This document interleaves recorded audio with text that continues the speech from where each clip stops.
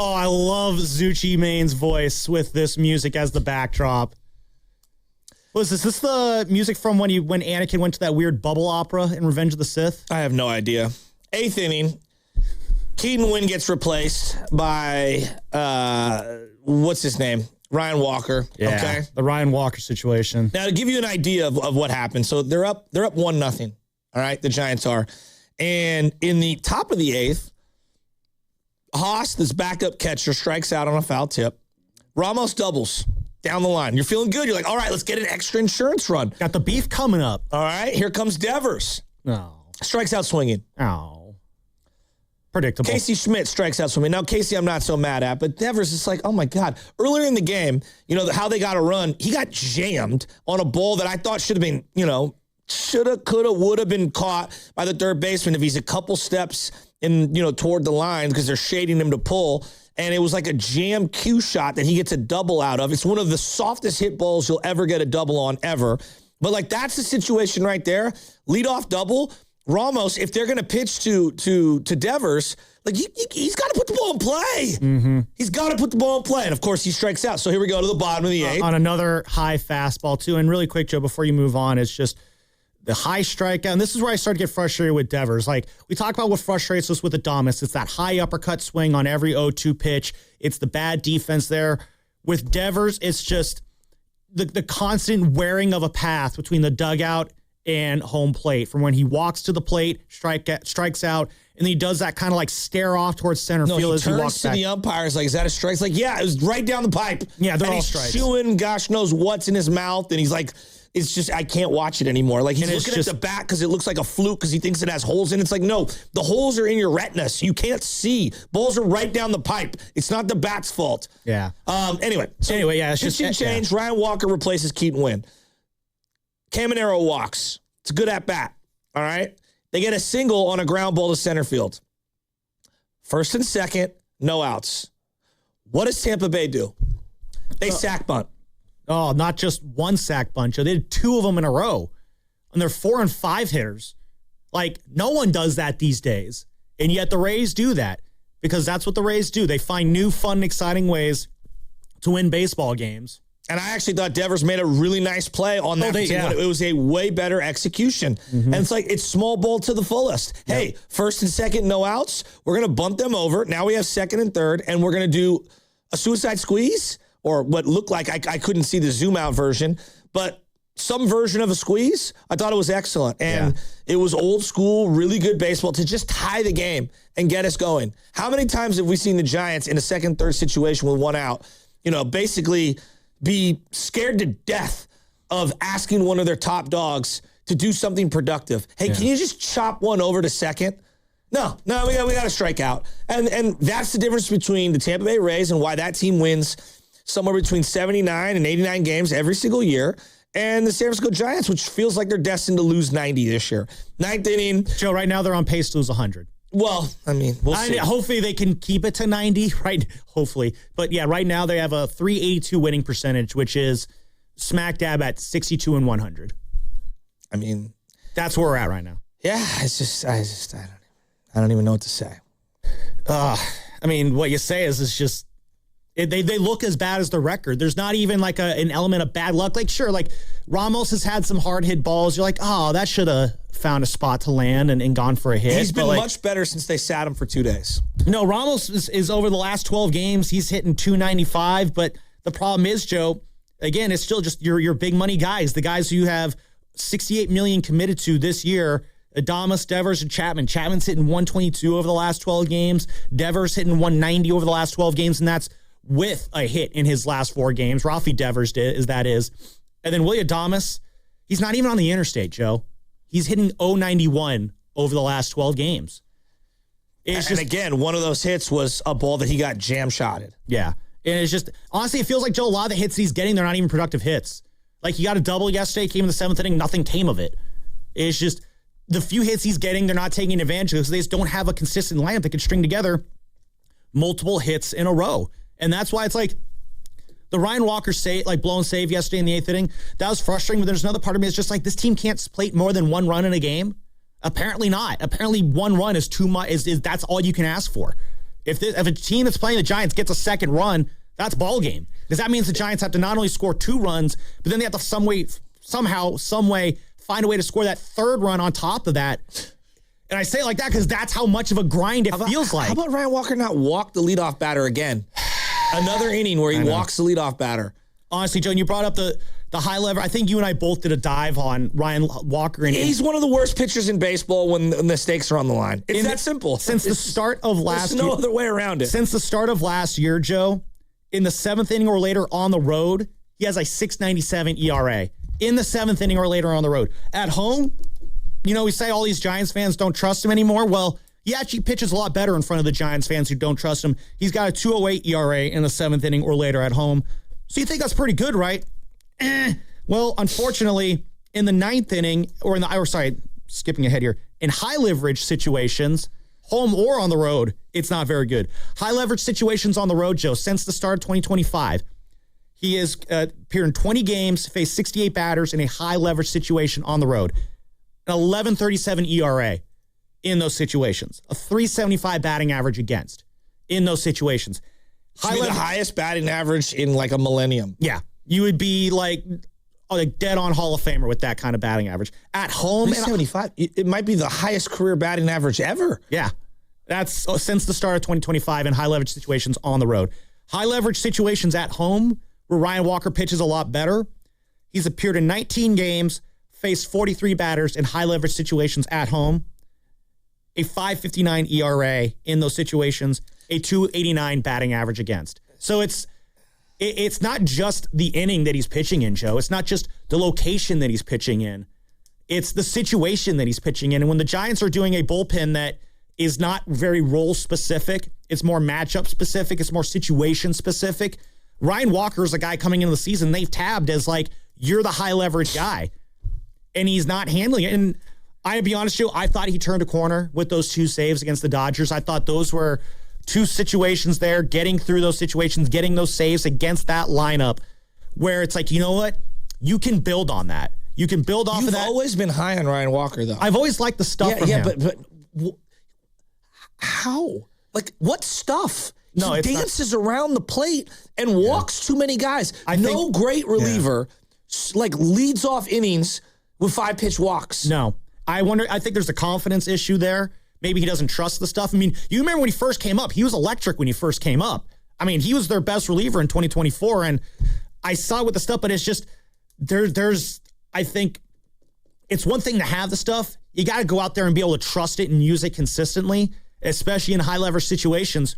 As the numbers are showing, he's not coming through in those situations. He's just not good. Regardless if the stuff is there, he's not utilizing it correctly, and this is the reality that we're in. He's not good. Look, I look at this team, and I think closer is one issue that I had coming into the year. I think everyone had coming into the year. Because they didn't have one. We could just say bullpen as a whole, but like you traded away Rogers, and you traded away Camilo Duvall, and then immediately you lost Randy Rodriguez with a Tommy John injury.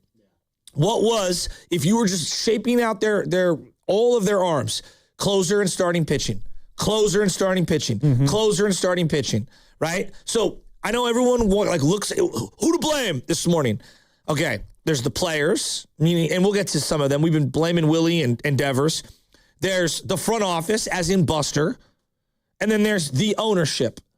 To me, the majority of everything that's going on right now goes to players, front office, and owner. And we could put them in any different order, but I want to hear from people. 888-957-9570. Who are you putting this on? I think here's the argument for the owner. And here's what I would... Can I stop you? Because you're leaving out Tony Vitello there. I'm not putting Tony Vitello in I know. Why do you want to explain? And I'll explain it. Okay. Because right now, high-priced players aren't performing. Yeah. He has a short deck to be playing from, and this ownership should have spent money on 5 different spots. Okay, no, I just wanted for us and for the audience why you weren't... I know, I just wanted you for the audience to explain why you're not putting Tony. That. Yeah, okay. Ownership. Right. Did ownership give Buster Posey the amount of money to go out and spend top tier to compete? Or are we just spending enough to put on the facade that we're spending? I think right now they're spending enough to say that they're spending. Yeah, well, to me, that's a poor business plan. I think Greg Johnson in an interview earlier, I think it was with the Chronicle, where he basically said, he said it again, I brought this up last week. He cited the Tony Vitello contract, which I don't think we know the exact numbers on his contract, but he said that they had to spend, quite a bit to get him out of Tennessee. I don't care how much it costs to get Tony Vitello. It's a drop in the bucket on the 300 million. The way they describe it, I think it's a microcosm of they're going to say, we spent a lot of money on our manager, because the reason they say that is because they want you to think, they are spending a lot of money. Okay. So, you can't fault them. No, and then that's where I think that's part of the facade, though. Okay, but here's the analogy that I want to give you. So, if you've ever done a remodel at any level and you have a real contractor or a real plumber or a real electrician that you trust and that trusts you and that is good at their job, you know what they're going to tell you? You pay for what you get. You pay for what you get. And when you rip stuff out of the wall, 99% of the time, what they'll say to you is that, if you buy bad parts and those bad parts and you pay for bad, cheap, inexpensive work, that's usually what you end up getting. All right. And if you're going to do it, let's do it right. Right. That's the saying when you're doing any kind of a remodel. So in this situation, hey, we got this expensive toilet seat. We got this expensive, sink that we're going to put in. We're going to really skimp on all the parts inside the wall. We're going to have drips everywhere. And so all that new tiling and everything that you did, actually, we're going to have dry rot behind the wall. That's what happened when you built this team. You didn't get a super expensive closer, which was one of your needs. You didn't get a legitimate setup man, which was one of your needs. And you didn't get a power right-handed bat in the outfield, which is what clearly you needed. You went Bader. You believed in Budo. You believed in Ryan Walker. You kind of skimped out. Yeah. You skimped out in that. And so I look at this and I go, ownership, were you giving Buster Posey the appropriate amount of funds to go out and do his stuff? Probably not. Yeah. I think you gave him enough of a budget, and he had blown most of his budget on these everyday players. We'll get to him in a second. And so, I think the team is just incomplete. It's just incomplete. So I think ownership bears a huge brunt of why we're where we're at. Then I get to the front office.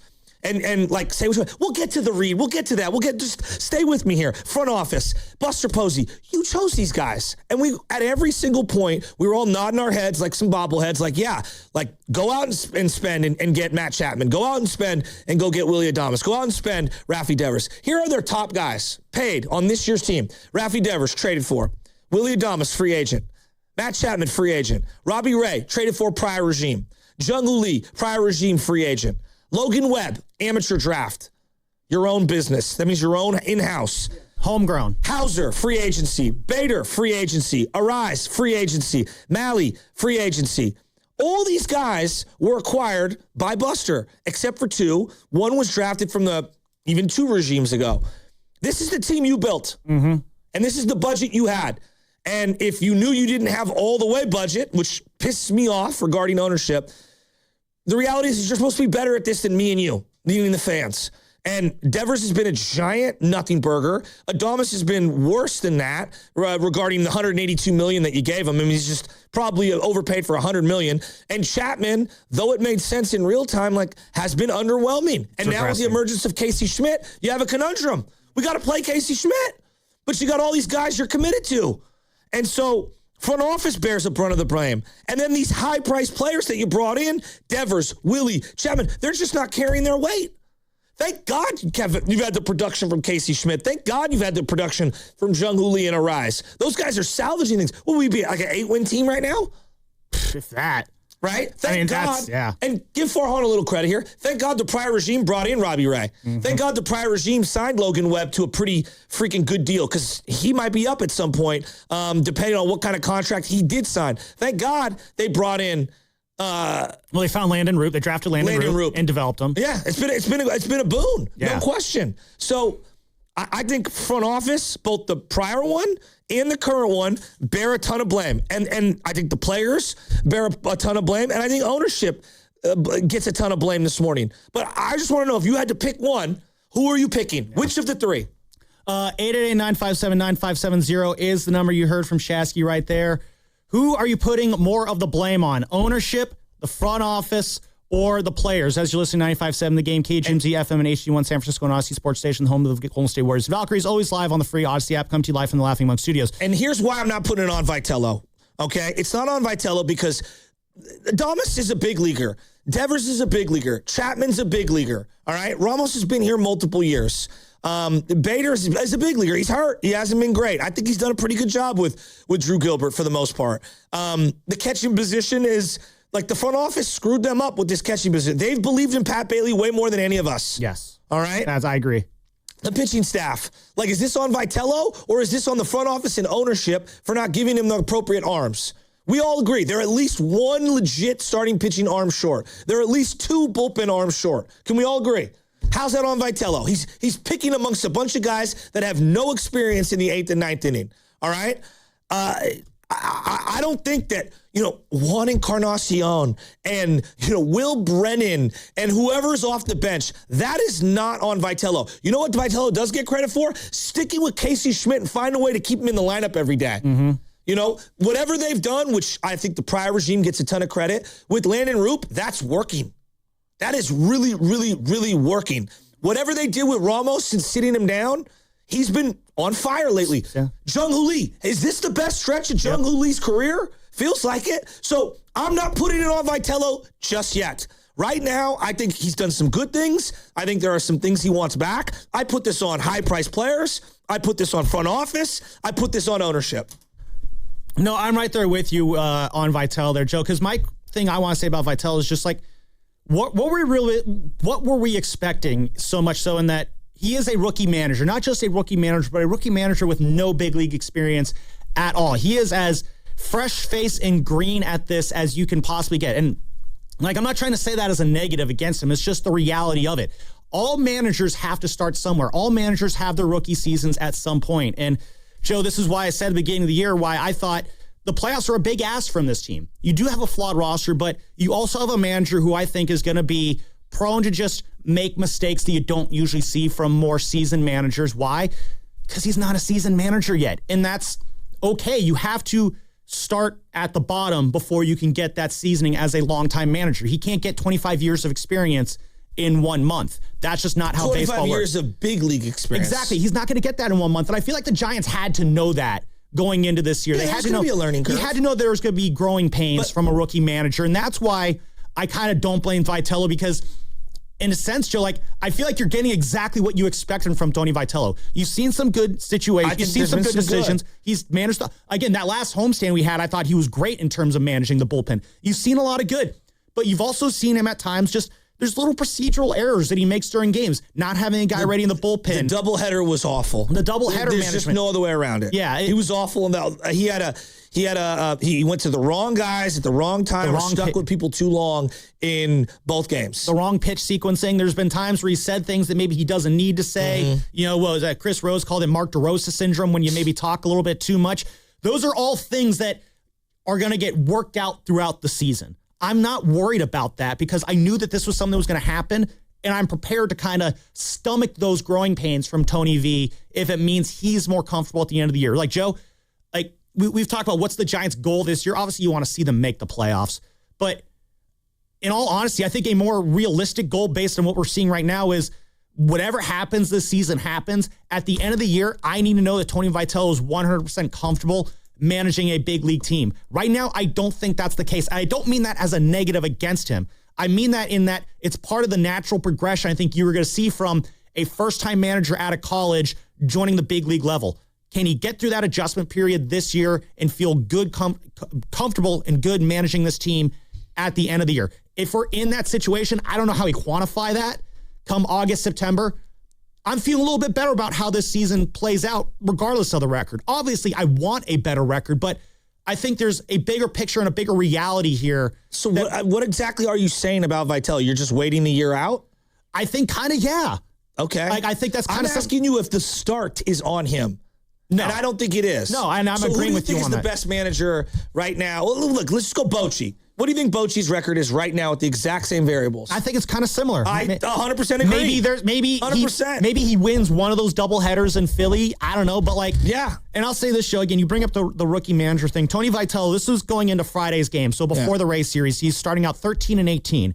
Bruce Bochy, since you mentioned him, he's a pretty good manager. 07, Bonds' final year. His first Barry year. Zito's first. His first year as a manager was the strike-shortened 95 season. He went 70-74 that year. He started 14 and 17 that season. This is with the Padres. This is with the Padres, yeah. Okay. I'm talking as a rookie manager. Gotcha. Joe Torre, he's a pretty good manager, right? Well, he was Loser Joe before, but keep going. He was Loser Joe for a couple teams. Yeah. He was Loser Joe, on the Mets, which was his first team, then the Cardinals, too, I believe. His first full year as a manager, 1977, Mets won 66 and 96. He also started off 13 and 18 in those first 31 games. Dusty Baker. His first year was the 93 Giants, but then right after that, they had 3 straight losing seasons. Craig Counsell, the manager for the Cubs, he's a hot commodity in the managing community right now. His first full season, he started off as an interim manager, but his first full season with the Brewers, he went 73 and 89, also started 13 and 18. Terry Francona, he's probably one of the best managers in the game today.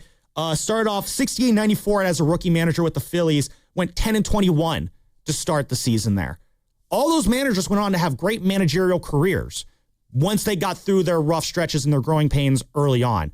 So I think Tony Vitello, more or less, it's right what you would expect from him. There's going to be mistakes. He's learning from them. He's coaching through them. So I do agree with you. That is why I think you take Tony Vitello out of this equation in terms of the finger pointing, so to speak. No manager bats. Look, before I get it, no manager bats for Devers, Adamas. These guys are doing their own thing, all right? Is he going to get credit for Arise? Arise been awesome. Yeah. Jung Hoo Lee's been awesome. I think it goes in both directions. That being said, his handling of the bullpen, though as limited as the bullpen is, has been a little questionable the last week. Just in general. I just think in general you could point in a variety of situations, not walking Schwarber, not going to the lefty instead of sticking with that righty in that game. Like that game sticks out as an outlier. Did he hit the Justin Message, the pitching coach was calling pitches in those games? I think he said afterwards, Message was calling for certain. I don't know. I thought that was kind of weird. Guys catching who aren't very confident right now. And then the other element is look, I don't put this on Tony Vitello, but Hector Borg is the worst third base, coach in recent memory. And we had Matt Williams last year. I was about to say, we literally went through that last year. Hector Borg needs to go yesterday. Arise got thrown out, going first to third. Or maybe was it on a triple? It was on a triple that he hit into the... It was a double he tried to stretch into a triple. Yeah, and that he hit into the gap. It was on Friday. And he just looked at Hector Borg like, what are you doing? Well, then, of course, there's the other one, the one in Philly where... that one, we talked about that the next day. Yeah, the grounder off of the second baseman's chest, and he holds up Drew Gilbert for some inexplicable reason. I mean, this is, 3 or 4 times now that Hector Borg has gotten someone thrown out at home plate or at third base now this season, which is far too many times for a third base coach to be making these kind of I think mistakes. It's a pretty simple, and look, he was on the Giants minor league staff forever. Yeah. It's pretty simple to me. That's not Vitello's guy, and I would see. I mean, I hate to do it, but see ya. I this is the bigs. If you're wanting a coaches, to be dismissed right now, that's probably the one right now, and that's. I don't know if you lump the entire coaching staff's performance into the evaluation of Tony Vitello, Joe. I mean, it is his coaching staff, but I don't know. He piecemealed it together. I think there were some people that were his hires and some people were Buster's because of the no knowledge and not having a lot of networking in the major leagues. You have to help build that thing out for him. So, but again, Ryan Walker was who Buster gave him. Mm-hmm. I think Buster, and we've heard that Bochy and other guys that are behind the scenes are giving him a lot of input on who to be putting in certain situations. And, I think that needs to be altered.